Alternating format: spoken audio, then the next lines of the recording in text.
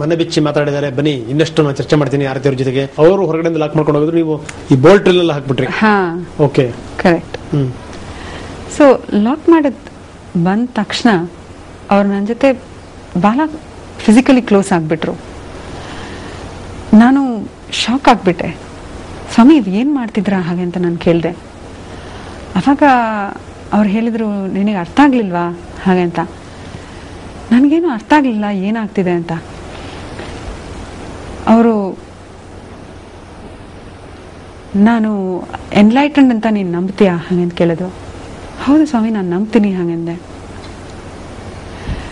ಆದರೆ ನಾನು ಒಂದು ಮದುವೆ ಆದ ಹೆಂಗಸು, ನೀವು ಒಂದು ಸನ್ಯಾಸಿ, ನೀವು ನನ್ನ ಜೊತೆ ಈ ತರ ಇರೋದು ತಪ್ಪಲ್ವಾ ಹಾಗೆ ಅಂತ ಕೇಳಿದೆ ನಾನು. ಅವಾಗ ಅವರು,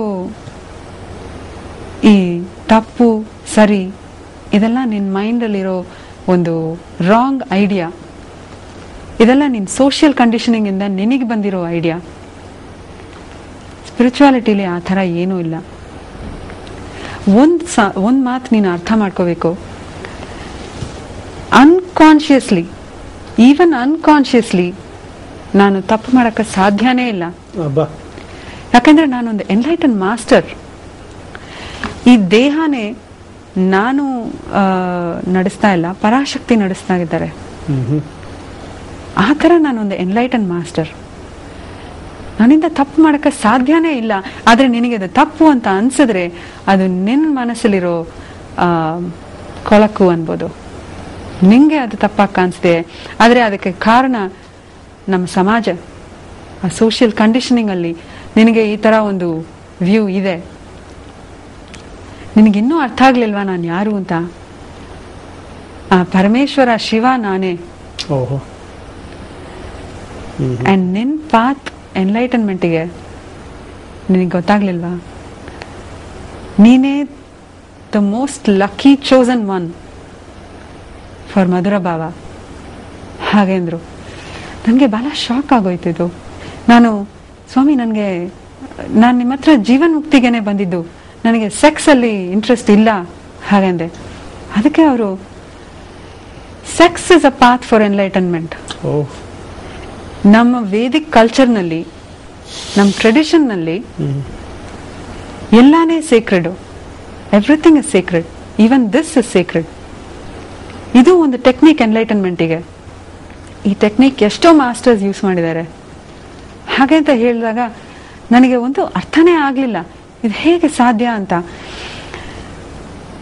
ಆ ಟೈಮಲ್ಲಿ ನನಗೆ ಏನ್ ಮಾಡೋದು, ಹೇಗೆ ರಿಯಾಕ್ಟ್ ಮಾಡೋದು ಒಂದು ಅರ್ಥ ಆಗ್ಲಿಲ್ಲ. ನಾನು ಆ ಒಂದು ಕನ್ಫ್ಯೂಸ್ಡ್ ಸ್ಟೇಟ್ ಅಲ್ಲಿ ಇದ್ದಾಗ ಎಲ್ಲ ಮುಗಿದೋಯ್ತು. ಅಂಡ್ ನನಗೆ ಬಹಳ ಶಾಕ್, ಅದು ಹೇಗೆ ಹೇಳೋದು ಅಂತಾನೆ ನನಗೆ ಈಗ ಗೊತ್ತಾಗ್ತಾ ಇಲ್ಲ. ಅವ್ರನ್ನ ನಾನು ದೇವ್ರು ಅಂತ ನಂಬಿದೆ. ಇದಾದ್ಮೇಲೆ ನನ್ನ ಮನಸ್ಸಲ್ಲಿ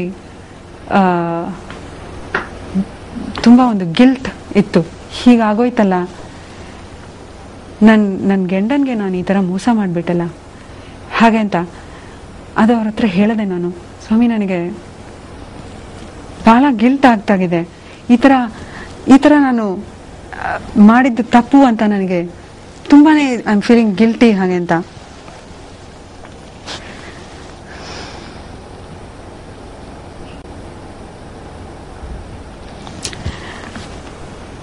ಆವಾಗ ಅವರು, ಡ್ರಾಪ್ ಯೋರ್ ಗಿಲ್ಟ್. ಗಿಲ್ಟ್ ಎಲ್ಲ ಸೊಸೈಟಿ ಕ್ರಿಯೇಟ್ ಮಾಡಿರೋದು ನಮ್ಮನ್ನ ಕಂಟ್ರೋಲ್ ಮಾಡಕ್ಕೆ. ಅದೆಲ್ಲ ಬಿಟ್ಬಿಡು ನೀನು. ಈ ತರ ನಿನ್ಗೆ ಈ ತರ ಗಿಲ್ಟ್ ಅಂಡ್ ಫಿಯರ್ ಇದೆಲ್ಲ ಇರೋದ್ರಿಂದ ಇದನ್ನ ನಿನ್ನ ಲಿಬರೇಟ್ ಮಾಡಕ್ಕೆ ನಾನು ಬಂದಿದ್ದೀನಿ. ನೀನು ಜೀವನ್ ಮುಕ್ತಿ ಆಗ್ಬೇಕು ಅಂದ್ರೆ ನಿನ್ನ ಗುರುನ ನಂಬಬೇಕು. ಅವರು ಒಂದು ಗುರು, ಒಂದು ಸ್ಪಿರಿಚುವಲ್ ಮಾಸ್ಟರ್ ಅವರ ಕೆಲಸ ಎಷ್ಟು ಕಷ್ಟವಾದದ್ದು ಹಾಗೆಂತ ನೀನು ಅರ್ಥ ಮಾಡ್ಕೋಬೇಕು. ನಾನು ನಿನ್ ಮೇಲೆ ಮಾಡೋದು ಒಂದು ಸರ್ಜರಿ ತರ, ಒಂದು ಸ್ಪಿರಿಚುವಲ್ ಸರ್ಜರಿ ತರ. ಯಾರೋ ಒಬ್ರು ಸರ್ಜರಿಗೆ ಹೋಗ್ಬಿಟ್ಟು ಸರ್ಜರಿ ನಡೆಯುವಾಗ ನನ್ಗೆ ನೋವತ್ತೆ ಅಂತ ಹೇಳ್ಬಿಟ್ಟು ಓಡ್ಬಿಟ್ರೆ ಅದರಲ್ಲಿ ಅವ್ರಿಗೆ ಕೆಟ್ಟದಾಗುತ್ತೆ. ಅವ್ರಿಗೆ ಆ ನೋವನ್ನ ತಡ್ಕೊಂಡು ಅಲ್ಲಿ ಇದ್ರೆ ಸರ್ಜರಿ ಆದ್ಮೇಲೆ ಅವ್ರಿಗೆ ಒಳ್ಳೇದಾಗತ್ತೆ. ಅದೇ ತರ ನಾನು ನಿನಗೆ ಒಂದು ಸ್ಪಿರಿಚುವಲ್ ಸರ್ಜರಿ ಮಾಡ್ತಾ ಇದ್ದೀನಿ.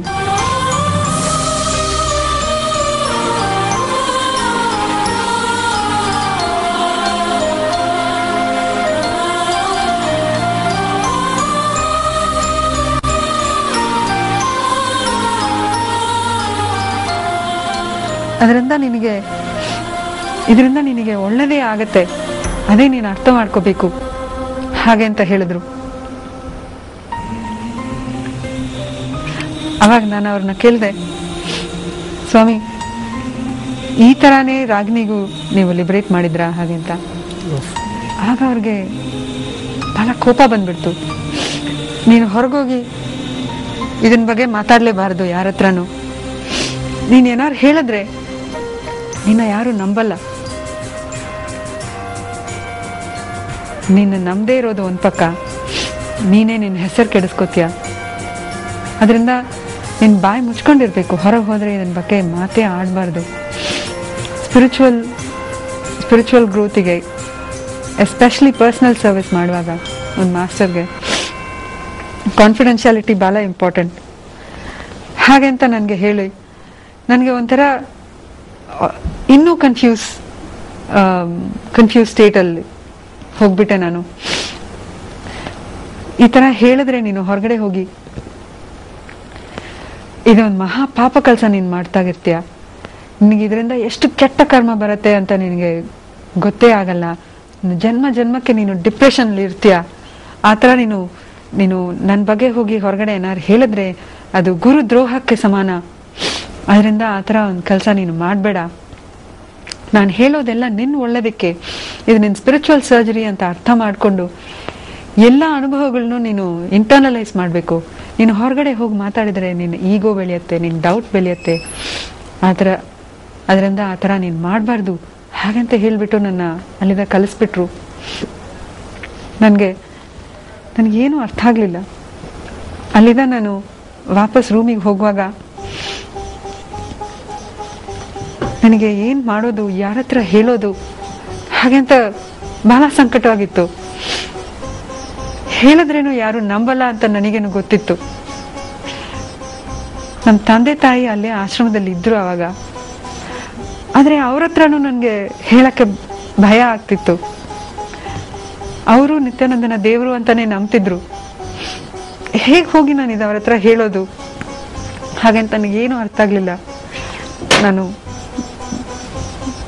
ನಾನು ನನ್ನ ಟೀಯರ್ಸ್ ಎಲ್ಲ ವೈಪ್ ಮಾಡಿಕೊಂಡು ವಾಪಸ್ ರೂಮಲ್ಲಿ ಹೋಗಿ ಮಲ್ಕೊಂಡ್ಬಿಟ್ಟೆ. ಇದಾದ್ಮೇಲೆ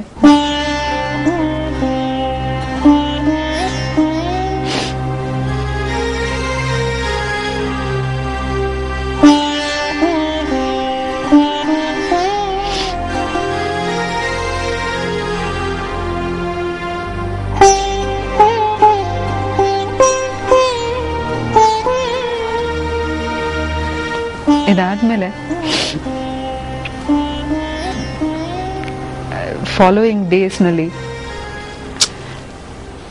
ನಿತ್ಯಾನಂದ ಅವರು ಒಂಥರ ಅವ್ರ ಮುಂದೆನೆ ಕಣ್ಮುಂದೆನೆ ನನ್ನ ಇಟ್ಕೊಂಡಾಗಿದ್ರು. ಅವ್ರು ಎಲ್ಲಿ ಕೂತ್ಕೊಂಡು ಮಾತಾಡ್ತಾಗಿದ್ರೇನೋ ನಾನು ಬಂದ ಅಲ್ಲಿ ಕೂತ್ಕೊಂತ ಹೇಳೋದು. ಅಂದ್ರೆ ನೀವೇನಾದ್ರೂ ದೂರ ಆದ್ರೆ ಬೇರೆ ಯಾರಿಗಾರು ಹೇಳ್ಬಿಡ್ತೀರಿ, ಶೇರ್ ಮಾಡ್ಕೊಡ್ತೀರಿ ಅನ್ನೋ ಭಯ ಇರಬೇಕು. ನನಗೆ ಒಂದು ಚಾನ್ಸೇ ಸಿಕ್ಲಿಲ್ಲ ಆ ಥರ ಯೋಚನೆ ಮಾಡಿ ಬೇರೆ ಯಾರ ಹತ್ರ ಮಾತಾಡಕ್ಕೆ. ನನಗೆ ಬಹಳ ಹೆದರಿಕೆ ಆಗ್ತಿತ್ತು, ನಾನು ಹೇಳಿದ್ರೆ ಯಾರು ನಂಬೋದೇ ಅಲ್ಲ ಅಂತ. ಇವಾಗ ಇಷ್ಟು ನಡೆದ ಮೇಲೇನು ಜನಗಳು ನಂಬ್ತಾಗಿಲ್ಲ. ನಾನು ಅವಾಗ ಹೋಗಿ ಹೇಳಿದ್ರೆ ಯಾರು ನಂಬ್ತಾರೆ ರೀ? ನಮ್ಮ ತಂದೆ ತಾಯಿನೇ ನಂಬಿರಲ್ಲ. ಹಾಗೆ ಅಂತ ನನಗೆ ಒಂದು ಭಯ ಇತ್ತು. ನನಗಿತ್ತು ಆ ಭಯ. ಸೊ ನಾನು ಅದಕ್ಕಾಮೇಲೆ ಅವರು ಇನ್ನೂ ನನ್ನ ಹತ್ರ ಇದು ನಾನು ಮಾಸ್ಟರ್ನ ನಂಬಬೇಕು, ಗುರುನ ನಂಬಬೇಕು, ನಾನು ಶರಣಾಗತಿ ಆಗಬೇಕು, ನನ್ನ ಇಮೋಷನ್ಸಿಗಿಂತ ಗುರುದು ಉಪದೇಶಗಳನ್ನ ನಾನು